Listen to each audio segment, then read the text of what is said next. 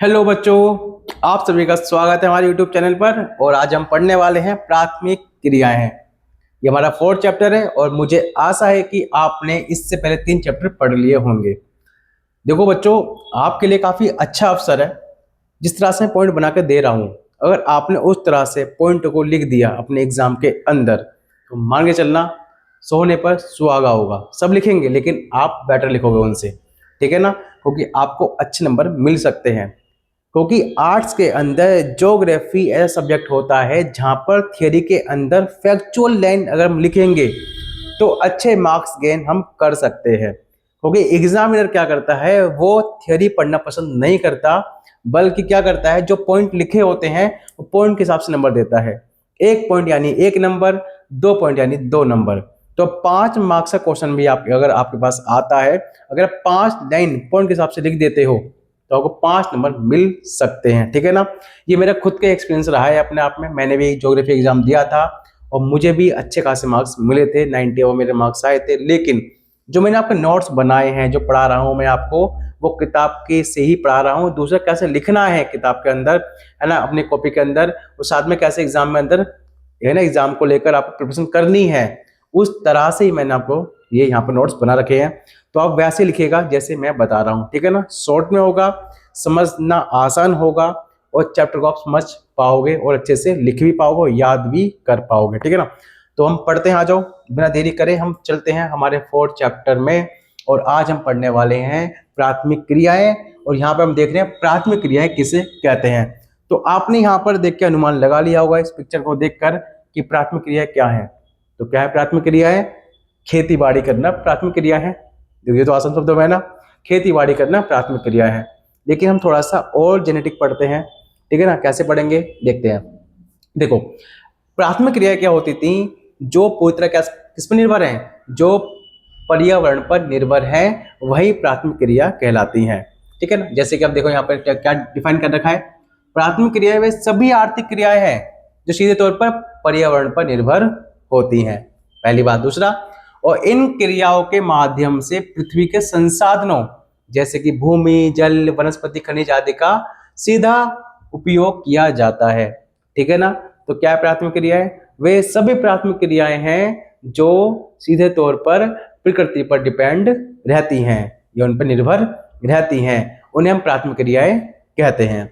जैसे कि आप देखोगे, हम भूमि का प्रयोग करते हैं खेती करने के लिए, जल का प्रयोग करते हैं सिंचाई करने के लिए, खेतों में पानी देने के लिए, वनस्पति का प्रयोग करते हैं हम, है ना?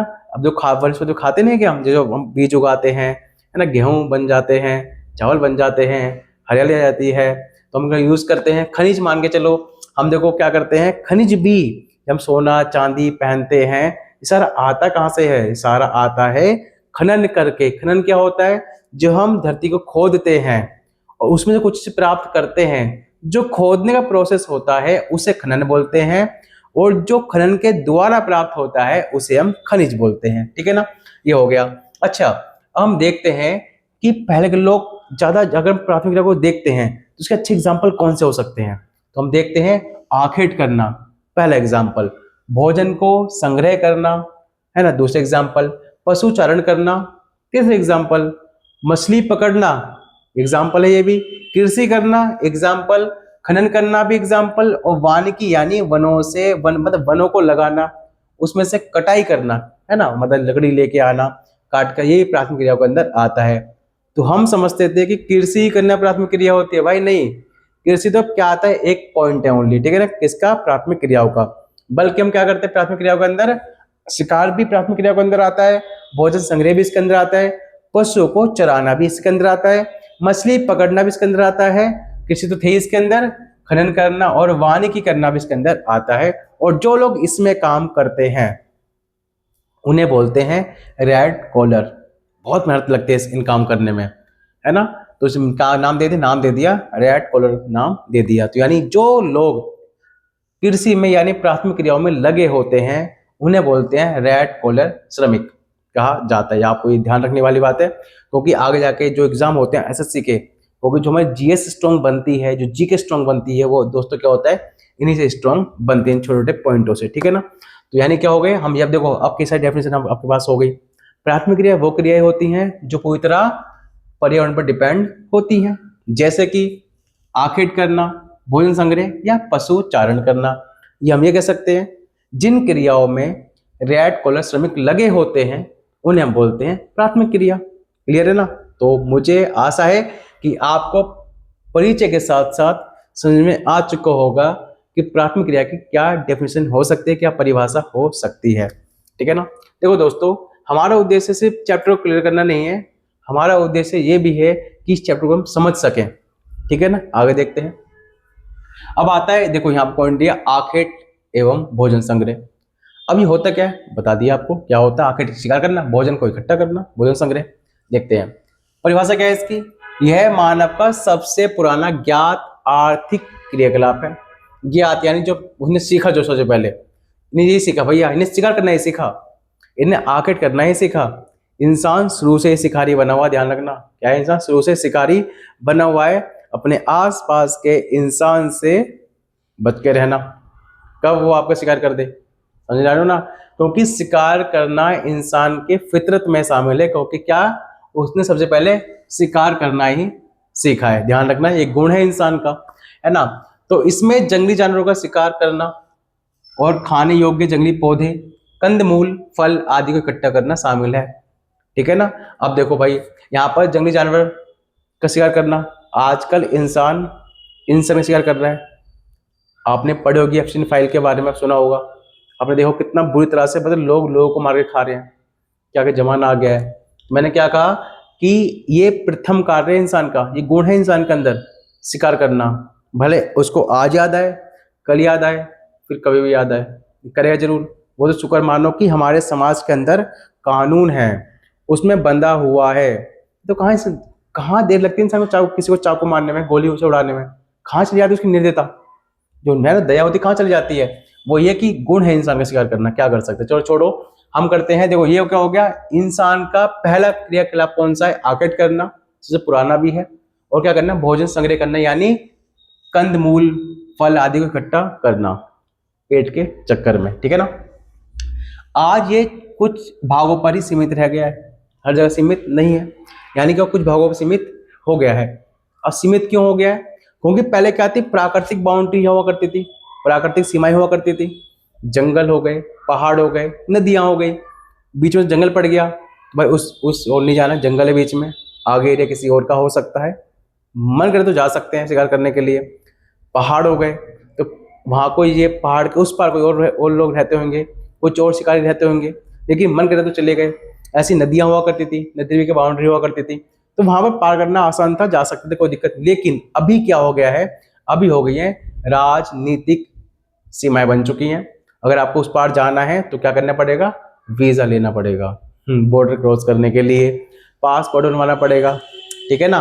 तो ये हो गया, तो ये से क्या है, सीमित हो चुकी हैं, ये रीजन है सीमित होने को, सीमित हो चुके हैं क्योंकि क्या हो गया है, अब राजनीतिक बाउंड्री बन चुकी है, राजनीतिक सीमाएं बन चुकी हैं। ठीक है ना। तो उसे क्रॉस करना ऐसा मुमकिन नहीं है, तो इससे क्या, ये थोड़े कम हो गया है। अच्छा, ये कहाँ पर मतलब होता है, तो आप देखोगे ये होता है उत्तरी कनाडा में, उत्तरी Eurasia, Amazon basin, Congo basin, दक्षिणी पूर्वी एशिया के आंतरिक प्रदेशों में ये होता है। शायद मेरा फोन आ रहा है, बाद में देखेंगे। ठीक है ना, क्लियर हो गया आपका। ये कुछ मैप है, आप देख सकते हो। हाँ, मैप वाली क्लास होगी वो हम अलग से क्लास लेंगे, मैप वाली। ठीक है ना, पहले हम पढ़ेंगे, बाद में करेंगे मैपिंग। क्लियर है ना। हाँ, जिससे कि थोड़ा आसान होगा पढ़ने में और सुविधा होगी, जो चैप्टर का बेस आप जान जाओगे, फिर मैप करेंगे आराम से। ठीक है ना। हाँ, तो अब देखते हैं हम नेक्स्ट पॉइंट हमारा क्या है, ये पता लग गया आखिर क्या है। अब आता है दोस्तों प्राथमिक क्रिया के अंदर जो पॉइंट आता है वो आता है, दूसरा आता है पशु चारण करना। क्या करना, पशु को चराना, पशु को चराना कहलाता है पशु चारण। अच्छा, अब यहाँ पे ये क्वेश्चन आता है आपके पास, जो आपके पेपर में आएगा कि पशु चारण की विशेषता बताइए। क्या आएगा, पशु चारण की विशेषता बताइए। तो यहाँ पे मैं ये समझाऊंगा आपको ध्यान रखना नहीं, समझना है। ठीक है ना। आप ये मत सोचना कि मैं आप नोट्स डाल लोगे, यहाँ से लिख लोगे, ऐसा बिल्कुल नहीं करना। ये फायदे क्या पढ़ाने का भाई, देखो पढ़ाई किसी को बोलते हैं, जब देखो वो चीज़ मेरे पास भी लिखी है, अगर आप वो चीज़ नोट डाउन कर लोगे तो आप भी लिख लोगे, तो वो भी आपके पास बंदी रहेगी, रखी रहेगी। तो ये आपके पास रही है, मेरे पास क्या फर्क पड़ता है, जो तो दिमाग में नहीं गई। तो अब क्या करना है, आपको ये पढ़ना है, और क्या करना है, आपको ये पढ़ना है, समझना है और दिमाग में बैठा लेना है। तो फायदे क्या दोस्त देखो वीडियो बनाने का, आपको बताने का, ठीक है ना। तो आप क्या करना है, आपको मैं सिखाऊंगा, समझाऊंगा, आपको ना मतलब आंख बंद कर लेना उसे और समझने की कोशिश करना बार बार, है ना। वीडियो को पॉज कर देना, वापस चलाना, रिकॉर्ड होने का ना, ये ध्यान रखना आप। कैसे देखो, पशु को चराना, पशुओं को चराना ये प्राथमिक क्रियाओं के अंदर आता है, ध्यान रखना, ठीक है ना। तो मैं बता देता हूँ, पशुचारण पशुओं को पालने, उनकी देखभाल करने की क्रिया है जो भोजन, ऊन, खाल, परिवहन जैसे विभिन्न उद्देश्यों के लिए की, है ना, के लिए की जाती है। यानी क्या होता है, जब हम पशु को पालते हैं, उनकी देखभाल करते हैं, तो क्या मिलता है उनसे, भोजन मिल जाता है, ऊन मिल जाती है, खाल या परिवहन के लिए काम आते हैं। परिवहन यानी पता है ना आपको, कुछ लोग क्या करते हैं, आपको पशु चलाते हैं, तो किसी में घोड़े भी होते हैं, किसी में गधे भी होते, बैठ जाते हैं उसके ऊपर, तो यहाँ से वहाँ तक सफर तय कर लेते हैं। दूसरा, भोजन मिल जाता है उनसे, जैसे कि दूध हो गया, ठीक है ना। कभी क्या, और दूसरा कहते हैं भोजन कैसे मिलेगा उनसे, भोजन देखो ऐसा मिलता है उनसे कि जो जैसे कि अब वो पशु चरा रहे हैं, ठीक है ना, दूध मिल गया तो उन्हें किसी गांव पड़ गया बीच में आसपास, तो वहाँ गांव में दूध दे दिया, बदले में कुछ ले लिया, ठीक है ना। ऐसी ऊन दे दी उन लोगों को, बदले में कुछ ले लिया, ठीक है ना। कभी कभी क्या करते हैं, खाल बेच देते हैं पशुओं की, ठीक है ना। तो ये पहले किया जाता था, जो लोग कृषि नहीं करते थे वो लोग इस पे डिपेंड होकर अपना जीवन सर्वाइव करते थे, ठीक है। क्लियर हो गया आपको। अच्छा, जब हम बात करते हैं, अब क्वेश्चन क्या आएगा, पशुचारण प्रक्रिया को बताइए या पशुचारण की विशेषता बताइए। तो क्या बोलोगे, पशुचारण पशुओं को की देखभाल करना, ठीक है ना, उनको पालना आदि से, है ना, संबंधित है। अच्छा, ये दो तरह की होती हैं। पहले क्या है, जलवासी पशुचारण, वाणिज्यिक पशुधन पालन। क्या हो, दो तरह की कौन सी होती हैं, एक हो चलवासी होता है, दूसरा वाणिज्यिक होता है। यानी पशुचारण प्रोसेस जो होता है, ये पशुचारण प्रक्रिया होती है, ये क्रिया होती है, ये दो तरह की होती है, चलवासी और वाणिज्य। क्लियर हो गया आपको। चलो हम देखते हैं, आप देखो, आप देख सकते हो यहाँ पर, देखो ये बंदा भेड़ चला रहा है, बकरे चला रहा है, और ये क्या कर रहे हैं, यहाँ पर इन्होंने बंद कर रखे हैं, ये खुले में है, जिन्हें एक है ना फार्म में बंद कर रखी हैं और जाल लगा रखे हैं। अब देखो ये दोनों ही क्या है, पशुचारण है, पशु को पाला जा रहा है, उन्हें चलाया जा रहा है। लेकिन ये वाला है वो चलवासी है, चल चल के। ये वाला वाणिज्य है, यानी कमर्शियल है। क्या है अपने आप में, कमर्शियल, यानी व्यापार योग्य है, यहाँ बांध के रखा जाता है, यहाँ पर चला के रखा जाता है। तो ये क्या, चलवासी यानी चल चल के चलाना, और ये वाणिज्य मानी बांध के एक जगह रखना, उनका व्यापार करना, ठीक है ना। तो हम दोनों पढ़ेंगे करके, और क्वेश्चन दोस्तों आपको यहीं से आता है। अच्छा, तो हम पढ़ रहे हैं चलवासी पशुचारण। पहला, चलवासी पशुचारण के विशेषता क्या है, ये पूछ सकता है आपसे। तो क्या बताओगे पहले, यह एक प्राचीन जीवन निर्वाह व्यवसाय है। क्या बोलोगे आप, ये एक प्राचीन, प्राथमिक क्रिया का प्राचीन जीवन निर्वाह व्यवसाय है, जिसमें पशुचारक अपने पालतू पशुओं को क्या करता है, के साथ पानी, चारागाह की उपलब्धता के अनुसार एक स्थान से दूसरे स्थान पर घूमते रहता है। क्लियर हो गया, क्या क्लियर हो गया आपको। देखिए क्या इसमें आप अब लिखोगे अपने शब्दों में, कैसे लिखोगे अपने शब्दों में, कि इसमें यह एक प्राचीन जीवन निर्वाह का क्रियाकलाप है। इसमें एक पशुपालक अपने पशुओं को लेकर पानी की तलाश में, चारे की तलाश में यहां से वहां भटकता रहता है। क्लियर है इतना, आगे देखते हैं विशेषता क्या है। तो क्या बोलो विशेषता के अंदर, पशुचारक समुदाय के रूप में रहते हैं, किसमें रहते हैं, समुदाय के रूप में, यानी ग्रुप के रूप में रहते हैं। तो पहला पॉइंट क्या हो गया, सारे पशुचारक एक समुदाय के रूप में रहते हैं, उनका जीवन पूरी तरह इस पर निर्भर होता है, पशु पर निर्भर रहता है। पहला पॉइंट, ये पॉइंट हो गया। दूसरा, ये लोग किसी एक स्थान पर स्थायी रूप से नहीं रहते। ऐसा नहीं है कि यहाँ पर रुक गए तो यहीं पर हमेशा रहेंगे, कभी इस डाल कभी पात पात, ठीक है ना, कभी इस डाल कभी उस डाल, मतलब यहाँ से वहां ये चलते रहते हैं। तो ठीक है ना, आपको पता लग गया, ये लोग किसी एक स्थान पर स्थायी रूप से नहीं रुकते। दूसरा पॉइंट, ठीक है। तो दो पॉइंट हो गए आपके। देखो पहली होगी परिभाषा, पहला पॉइंट। दूसरे दो पॉइंट बता दिए मैंने आपको, इससे ध्यान में विशेषता किधर आता है। तो 3 पॉइंट आपने लिख लिए, आपको 3 नंबर पक्के हो गए। आगे ये क्या करते हैं, ऋतु प्रवास करते हैं। क्या करते हैं, ये ऋतु प्रवास भी करते हैं। अब ये क्या होता है ऋतु प्रवास, भाई ऋतु प्रवास बोलते हैं कि जब गर्मी पड़ती है तो सर्दी वाले इलाकों में चले जाते हैं, जब वहां गर्मी पड़ती है तो वापसी सर्दी वाले इलाकों में आ जाते हैं, ठीक है ना। तो यानी क्या होगा, ऋतु प्रवास, मौसम के हिसाब से अपनी जगह बदलते रहते हैं। क्या हो गए, ऋतु के हिसाब से या फिर मौसम के हिसाब से जगह बदलते रहते हैं। अब देखो कैसे, गर्मियों में चारावाही मैदानी भागों से ऊंचे पर्वत की ओर चले जाते हैं। जब वहां अधिक सर्दी पड़ती है तो वापसी मैदान की ओर लौट आते हैं। क्लियर हो गया ना? तो आपका लिखना है, इतना लिखोगे, ये ऋतु प्रवास करते हैं। जब गर्मी पड़ती है तो पर्वत की ओर लौट आते हैं, जब अधिक ठंड पड़ती है तो मैदान की ओर लौट आते हैं। कितना इजी है, देखो ना। अब इसमें एग्जांपल लिख सकते हो दोस्तों आप, कैसे कि गुज्जर, गुज्जर, ठीक है ना, बकरवाल, गद्दी समुदाय। ये कौन है? ये वो है, ये ग्रुप है किसके? पशु चलवासी के। कौन से? गुज्जर, बकरवाल और गद्दी समुदाय। गुज्जर, बकरवाल और गद्दी समुदाय ये क्या करते हैं? यही करते हैं, है ना। वो आते हैं। विभिन्न क्षेत्रों में विभिन्न प्रकार के पशु पाले जाते हैं, ध्यान रखना भी। विभिन्न क्षेत्रों में विभिन्न प्रकार के पशु पाले जाते हैं। ये दोस्तों आपका एक्स्ट्रा है।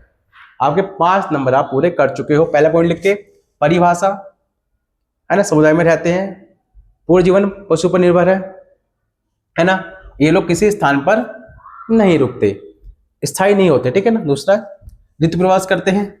बस इतने लिख देना। 1 मिनट दोस्तों होल्ड करना।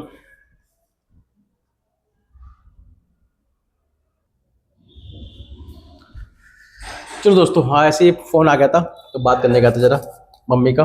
तो आगे देखते हैं। तो ये मैंने बोला कि ये जो पॉइंट है हमारे, एक एक पॉइंट है ना, ये क्या है आपके, ये पूरे 5 नंबर क्वेश्चन, 5 नंबर का पॉइंट हो गया आपके। एक की परिभाषा, फिर विशेषता हो गई 3-4। अब आता है कि ये थोड़ा एक्स्ट्रा पॉइंट आप लिख सकते हो, क्योंकि इतने एक्स्ट्रा पॉइंट आपको याद होंगे तो आप लिख सकते हो उसे, ठीक है ना, अगर ये भूल जाओ तो। विभिन्न प्रकार के पशु पाले जाते हैं हर एक क्षेत्र में। जैसे एग्जाम्पल, सहारा और एशियाई मरुस्थलों में भेड़, बकरी, ऊंट पाए जाते हैं। जहाँ पर सहारा मरुस्थल है और जहाँ पर एशिया मरुस्थल है, सहारा यानी साउथ अफ्रीका में, और एशिया मरुस्थल माने भारत के अंदर, तो वहाँ पर क्या है, भेड़, बकरी, ऊंट पाले जाते हैं। और तिब्बत में याक पाले जाते हैं, ठीक है ना। तो जैसा क्षेत्र वैसे पशु आप देख सकते हो। ये मुख्य रूप से कहाँ पर, उत्तरी अफ्रीका के अटलांटिक तट से लेकर अरब प्रायद्वीप, मंगोलिया और मध्य चीन तक फैला हुआ है क्षेत्र ये वाला। अब क्षेत्र को देखोगे आप, क्षेत्र को, तो उत्तरी अफ्रीका मैं करवाऊंगा, मैपिंग करवाऊंगा तो आपको दिखाऊंगा ये वाला पॉइंट। तो अब इतना समझ लो, ये क्षेत्र कहाँ से कहाँ तक फैला हुआ है, उत्तरी अफ्रीका से लेकर अरब प्रायद्वीप, मंगोलिया, मध्य चीन तक फैला हुआ है पॉइंट, ठीक है ना। तो आपको समझ में आ चुका होगा कि चलवासी पशुपालक किसे बोलते हैं, ठीक है ना। आगे देखते हैं। चलवासी हैं चलने वाले। हाँ, अब आता है वाणिज्यिक पशु पालन, है ना। तो वाणिज्यिक में देखो, आप ये फोटो देख रहे हो आप, तो यहाँ पर दिखा देगा कि सारे पशु बंधे हुए हैं एक जगह, और यहाँ पर कुछ लोग खड़े हुए हैं, है ना। यहाँ पर कोई चेकिंग कर रहा है। क्लियर हो गया ना। यानी ये क्या हो गया भाई, ये तो भाई काफी सिस्टमेटिक लग रहा है, एक व्यवस्थित लग रहा है। वहां पर ऐसे नहीं घूमते हुए चल रहे हैं, यहाँ पर तो अलग है। कैसा है यहाँ पर परिभाषा क्या है, ये एक आधुनिक, क्या है, एक आधुनिक व्यवस्थित, व्यवस्थित माने पूरा सही से व्यवस्था कर रखी है इसकी। ये एक आधुनिक व्यवस्थित पूंजी प्रधान गतिविधि है। पूंजी प्रधान माने क्या, पूंजी माने पैसा, यहाँ पैसा प्रधान है। जो पीछे वाली थी ना, वो श्रम प्रधान थी, उसमें पैसा कम लग रहा है, श्रम ज्यादा लग रहा है, कि यहाँ से व्यक्ति, मतलब यहाँ से वहां व्यक्ति जा रहा है, घूम रहा है पशु के साथ। यहाँ पर क्या है, यहाँ पर जमीन, बड़ी जमीन खरीदनी पड़ेगी, देखभाल के लिए नौकर खरीदने पड़ेंगे, पैसे देना पड़ेगा उन्हें, ठीक है ना। टाइम टाइम जांच होगी वैज्ञानिक तरीके से उन पशुओं की, ठीक है ना, तो वहां पैसा लगता है। तो यहाँ क्या लग गया, ये पूंजी प्रधान गतिविधि है। 102 में पूंजी प्रधान गतिविधि देख लो, इतने सारे शब्द एक ही शब्द में आ गए। पूंजी प्रधान, समझ जाएगा सामने वाला कि भाई बहुत से पैसे वाला काम है ये। तो पूंजी प्रधान गतिविधि है, जिसका मुख्य उद्देश्य क्या है, पशु उत्पाद हो, जैसे कि मांस, ऊन, खाल को व्यापार के लिए प्राप्त करना। क्लियर हो गया आपका। वो भी ठीक इसी के लिए थी, मांस के लिए थी, वो भी ऊन खाल के लिए। लेकिन फर्क क्या है, वो क्या थी, वो आपकी थी श्रम प्रधान, ये पूंजी प्रधान है।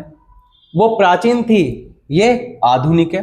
देखो आपने चीज क्लियर कर दी। क्वेश्चन ये भी आ सकता है कि चलवासी में और वाणिज्य पशुधन में अंतर बताइए, बता दोगे आप अंतर।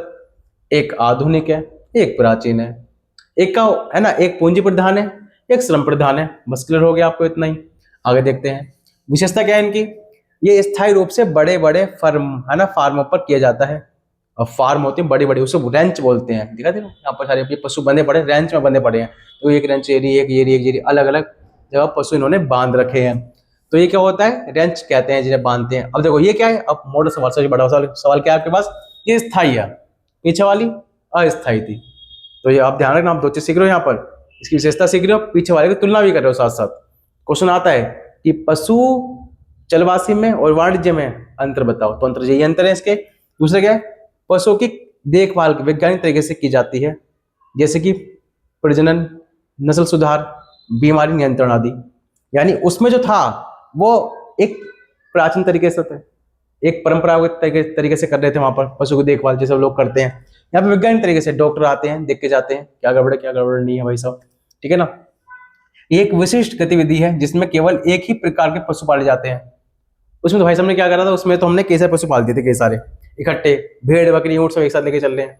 इसमें क्या होगा दोस्तों, इसमें विशिष्ट मतलब विशिष्ट गतिविधि, यानी इसमें एक ही प्रकार के पशु पाले जाते हैं, इसको बोलते हैं विशिष्ट गतिविधि, एक ही प्रकार के पशु। आप देखो कि थोड़ा मिक्स हमने कर रखा है, लेकिन यहाँ पर हमने क्या करा, पूरी जैसे एग्जांपल देखिए, देखो इसमें जो इस फार्म होगी ना, फार्म में इसमें एक ही प्रकार के पशु होंगे, सारे बंधे होंगे। और बहुत अमीर, देखो ऐसा बहुत सारे अमीर लोग होते हैं ना, ये भारत में तो नहीं, बाहरी लोग होते होंगे सारे, जैसे अमेरिका में है ना, कनाडा में, तो वहां पर कई सारे फार्म होती हैं। जो एक अमीर व्यक्ति है तो क्या करता होगा, बहुत सारे पशु पाल लेता होगा, जैसे यहाँ पे कर रखा है। लेकिन मोस्टली क्या होता है, यहाँ पर एक ही प्रकार के पशु पाले जाते हैं, जैसे कि ये वाला देख लो, ये वाला, ठीक है ना, इसमें सारी गाय बंधी पड़ी है। आगे आता है, उत्पादों को वैज्ञानिक रूप से संसाधित और डिब्बा बंद करके विश्व के बाजारों में निर्यात किया जाता है। जो उनके उत्पाद होते हैं, जैसे कि मांस हो गया, है ना, दूध हो गया, जैसे अमूल दूध पीता है इंडिया, है ना, आपने देखा होगा, तो ये भी कहीं उत्पादित तो है। अब भाई अमूल की भी तो क्या है, अपनी एक फैक्ट्री होगी, एक फार्म होगी अपनी भी, है ना, उसका वाणिज्य होगा, वाणिज्य पशुधन होगा उसका भी, तो क्या सबको दूध मतलब दूध वहां से निकालता है, आके डिब्बे में पैक करके बेचता है। तो ऐसे यहाँ पर भी है। तो वैज्ञानिक तरीके से छान के स्वच्छ करके बढ़िया से फर्म लगी होती है, उसमें काम करते हैं, तब जाके दूध साफ किया जाता है, उसमें केमिकल डाले जाते हैं, खराब ना हो जाए, तब जाके हमारे तक पहुंच पाता है। तो यानी क्या हो गया कि इनसे प्राप्त संसाधनों को, यानी हम कह सकते हैं इनसे प्राप्त संसाधित वस्तुओं को डिब्बा बंद करके बाजारों में बेचा जाता है। ये काम कहाँ कहाँ होते हैं, न्यूजीलैंड, ऑस्ट्रेलिया, अर्जेंटीना, है ना, उर्वेक, संयुक्त राज्य अमेरिका, इन जगहों पर ये सारे काम होते हैं। तो आपको यहाँ पर चीज समझ में आ चुकी होंगी कि दोनों में अंतर समझ में आ चुका होगा, एक स्थायी है तो एक अस्थायी है, एक आधुनिक है तो एक प्राचीन है। इसमें वैज्ञानिक विधि से यूज होता है, उसमें परंपरागत तकनीक लगाई जाती है, और ठीक है ना, इसमें एक ही तरह के पशु पाले जाते हैं, उसमें कई तरह के पशु पाले जा सकते हैं, ठीक है ना। तो आपको समझ में आ चुका होगा। तो आगे बढ़ते हैं हम यहाँ से आगे बढ़ते हैं, हम पहुंचते हैं भाई कृषि पर। तो हमने अब बात करते हैं कृषि की। आप बोलोगे भाई क्या पढ़ रहे हैं हम, भाई ये चैप्टर का नाम ही है प्राथमिक क्रिया है, हम सारी प्राथमिक क्रियाएं पढ़ रहे हैं, ठीक है ना। तो चलवासी भी प्राथमिक क्रिया थी, और है ना वाणिज्य क्या थी, प्राथमिक क्रिया थी, बस दोनों में अंतर था, एक आधुनिक एक प्राचीन का। यहाँ बात करते हैं कृषि। और कृषि क्या है भाई, कृषि के प्रकार की बात करते हैं, कृषि के प्रकार। तो हम देखो भाई कृषि प्रकार भी होते हैं, हाँ भाई कृषि के प्रकार भी होते हैं, ऐसे नहीं कि कितनी कृषि होती है। जैसे एग्जांपल निर्वाह कृषि, पहले क्या हो गया निर्वाह कृषि, इसमें 2 पॉइंट होते हैं निर्वाह कृषि के अंदर, आदिकालीन निर्वाह कृषि, गहन निर्वाह कृषि, रोपण कृषि, विस्तृत वाणिज्य अनाज कृषि, मिश्रित कृषि, डेयरी कृषि, भूमध्य सागरीय कृषि, बाजार के लिए सब्जी के लिए खेती एवं उद्यान कृषि। देख रहे हो, इसमें कई सारे रूप होते हैं किसके, कृषि के। तो आपने देखा कि भाई ये तो काफी वैसी बात है, अब सब याद करना पड़ेगा आपको, कुछ भी आ सकता है पेपर के अंदर, लेकिन मैं आपको सारा समझाऊंगा, सारा आपको याद भी कराऊंगा बहुत आसान शब्दों के अंदर। तो अब चलते हैं, थोड़ा सा आगे बढ़ते हैं, और हम आगे जा चुके हैं, हम आगे निर्वाह कृषि। पहला पॉइंट, निर्वाह कृषि किसे कहते हैं, ये इस चैप्टर का बहुत ज्यादा फेवरेट टॉपिक है। कृषि कौन सा, निर्वाह कृषि। तो निर्वाह माने क्या होता है, निर्वाह करना, डिपेंड हो जाना, है ना। कैसे, आगे देखते हैं। इसका मुख्य उद्देश्य क्या होता है, कृषक और उसके परिवार का भरण पोषण करना। क्या करना, इसका उद्देश्य क्या है, कृषक के और उसके परिवार का, बस इतना ही है, बस बेचना काम नहीं है, कृषक के और उसके परिवार का भरण पोषण करना होता है निर्वाह कृषि का उद्देश्य। क्वेश्चन आएगा कि निर्वाह कृषि किससे बोलते हैं, तो आप क्या बोलोगे, क्या लिखोगे, निर्वाह कृषि एक ऐसी कृषि प्रक्रिया है जिसके अंदर कृषक और उसके परिवार का भरण पोषण करना होता है, ठीक है ना। ये पूरी तरह से किसान पर डिपेंड, किसान के परिवार को डिपेंड करती है। आगे आता है, ये 2 तरह की होती है भाई साहब, एक तरह की आदिकालीन निर्वाह कृषि। इसमें क्या होता था, मतलब कि आदिकालीन माने, आदि माने पहले, कालीन माने काल, पीछे के काल में जो कृषि होती थी, निर्वाह कृषि के 2 रूप होते हैं, ऐसा समझो उसको। पहले बोलते हैं स्थानांतरी कृषि, स्थानांतरी कृषि, या फिर कृतन एवं ध्यान कृषि।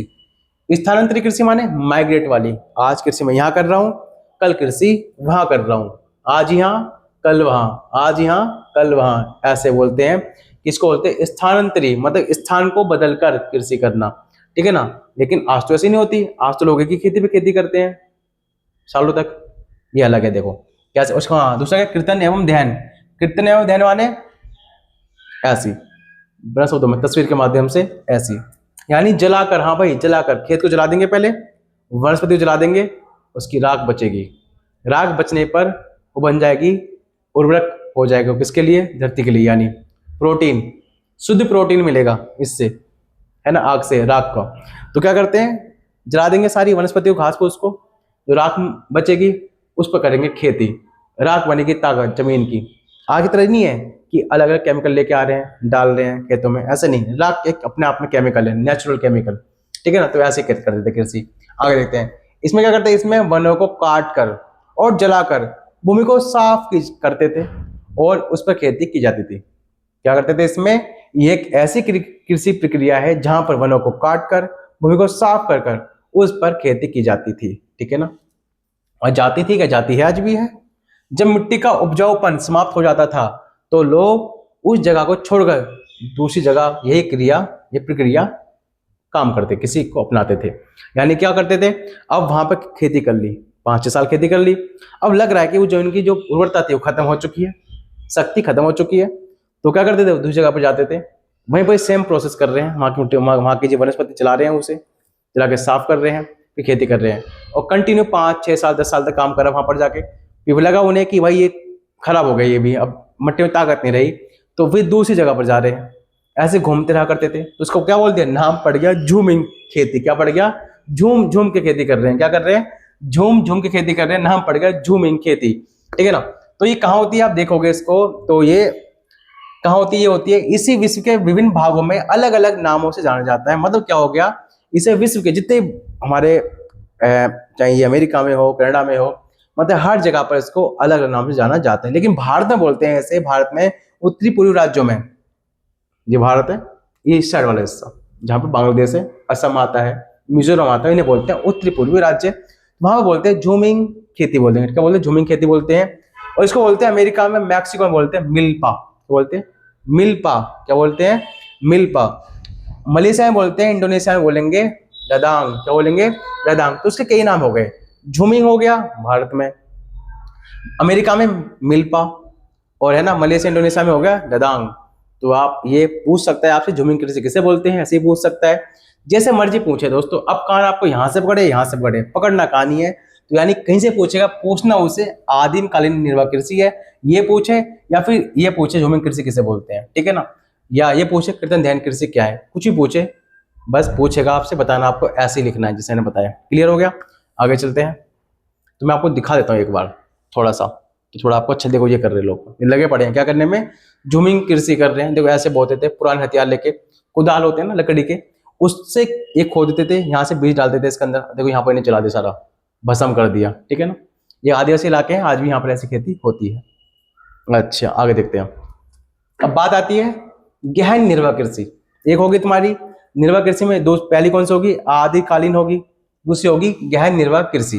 ये कुछ गहन निर्वाह है। अच्छा ये कहती है, मतलब ये कैसी कृषि होती है, गहन निर्वाह कृषि, यह मानसून एशिया की घनी आबादी वाले क्षेत्रों में प्रचलित है, जहाँ मानसून आता है। देखो आजकल बहुत ज्यादा बारिश हो रही है, हो नहीं हो रही दिल्ली के अंदर, तो वैसे बारिश तो आती है जून जुलाई में आती है, लेकिन आज पहले आ गई है। बताएंगे रीजन क्या है इसका, बताएंगे कि रीजन इसका क्या है, क्यों बड़ी तेजी से बारिश यहाँ पर, मानसून से पहले मानसून आ गया, ठीक है ना।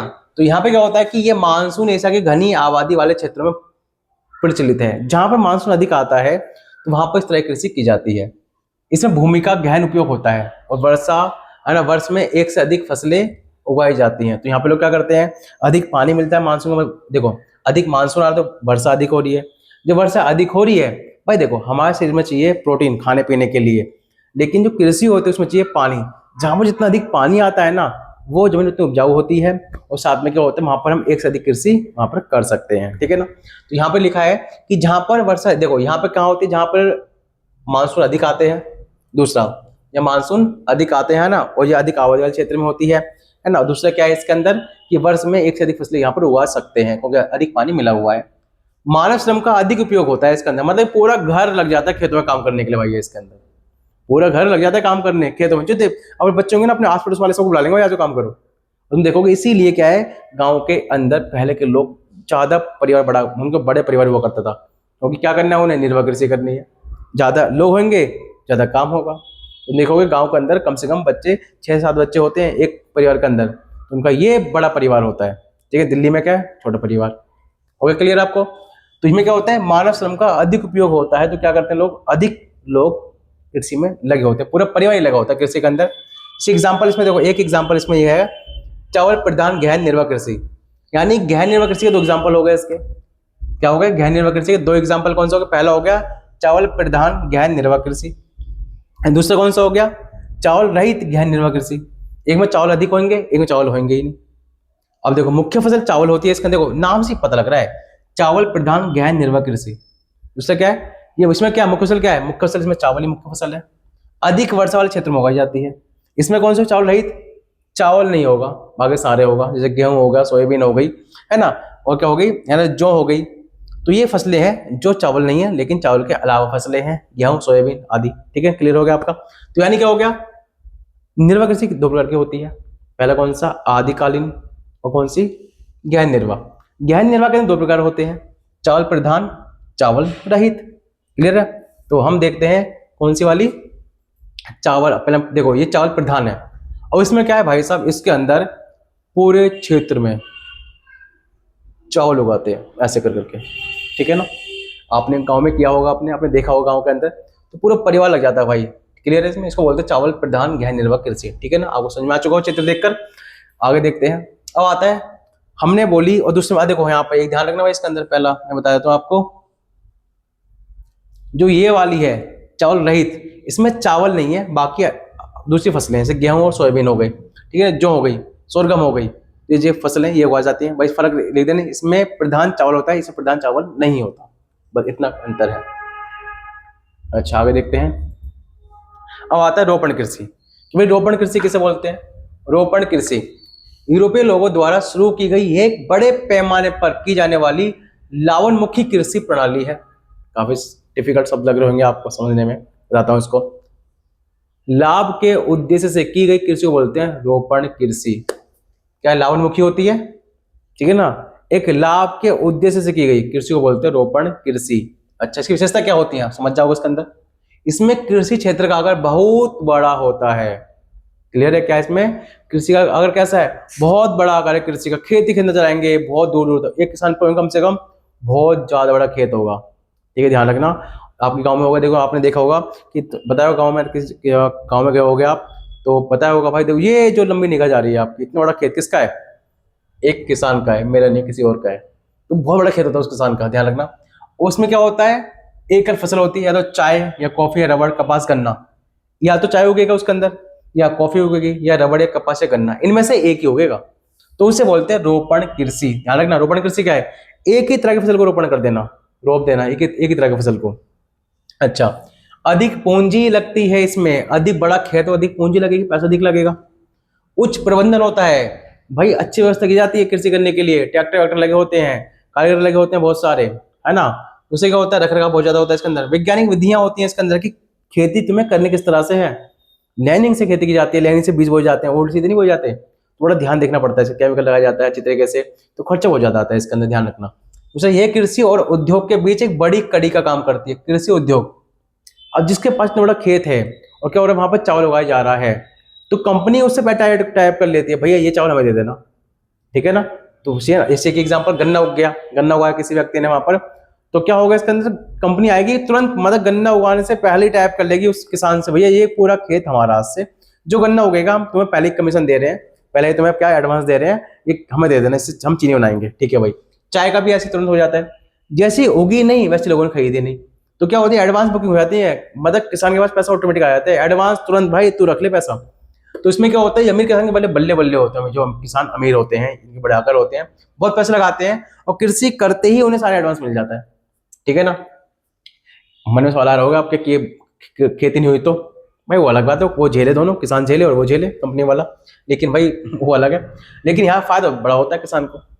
ये कृषि ठीक है ना। इसमें उदाहरण क्या है, मलेशिया में रबर उगती है बहुत बड़ी मात्रा में। भारत और श्रीलंका में चाय, भारत में श्रीलंका में क्या उगती है, चाय उगती है, चाय। दूसरे के ब्राजील में कॉफी के बागान को बोलते हैं फजेंडा। फजेंडा क्या, क्वेश्चन आएगा उनके पास, आपके पास 1 नंबर का, कि फजेंडा किसे बोलते हैं, आप बोलोगे कॉफी के बागानों को बोलते हैं, किसमें, ब्राजील में क्या बोलेंगे, फजेंडा कहते हैं। किसको, कॉफी के बागानों को बोलते हैं फजेंडा, किसमें, ब्राजील के अंदर। क्लियर हो गया आपको ये वाला। तो यहाँ पर रोपण कृषि विशेषता मैंने बता दिया आपको कि बड़े बड़े खेत होते हैं, आप लिख सकते हो ये खेती लाभ के लिए की जाती है, पहला पॉइंट। अच्छा, इस खेती में क्या होते हैं, बड़े बड़े खेत होते हैं, दूसरा पॉइंट। इसे क्या लिखोगे आप, इसमें अपना आप ही बना के लिख सकते हो, इसमें अधिक पैसा लगता है ना, पूंजी प्रधान होती है, ठीक है ना, इसमें वैज्ञानिक तरीके से फसल उगाई जाती है, ठीक है, सही है ना। और उसमें आप लिख सकते हो इसमें कि ये कृषि का और उद्योग की एक बीजी कड़ी भी काम करती है इसके अंदर, ठीक है ना, ये होता है इसके अंदर। और यहाँ पर एक ही फसल उगाई जाती है, इसमें हम बोल सकते हैं इसको एकल फसल खेती भी से कह सकते हैं। और इसको यहाँ एक नाम ये भी आ जाएगा कि कॉफी के बागान को बोलते हैं फजेंडा। कहां पर, कहां पर, ब्राजील के अंदर। आई होप कि आपको सारा समझ में आ रहा होगा, है ना। और देखो ये गन्ने की खेती यहाँ पे लोग कर रहे हैं, ये ठीक है ना। तो यहाँ पे देखो एकल फसल है गन्ना, तो ये क्या है, एक तरह से रोपण कृषि है। क्या करती है, ये रोपण कृषि है। और हम पढ़ेंगे विस्तृत वाणिज्य अनाज कृषि, तो इसको हम पढ़ेंगे दूसरे क्लास में पढ़ेंगे। इसके 2 पार्ट बनेंगे वीडियो काफी लंबी हो जाएगी, आप बोर हो जाओगे, मैं भी थक जाऊंगा पढ़ाते पढ़ाते, ठीक है ना। तो अभी के लिए अलविदा और जय हिंद दोस्तों।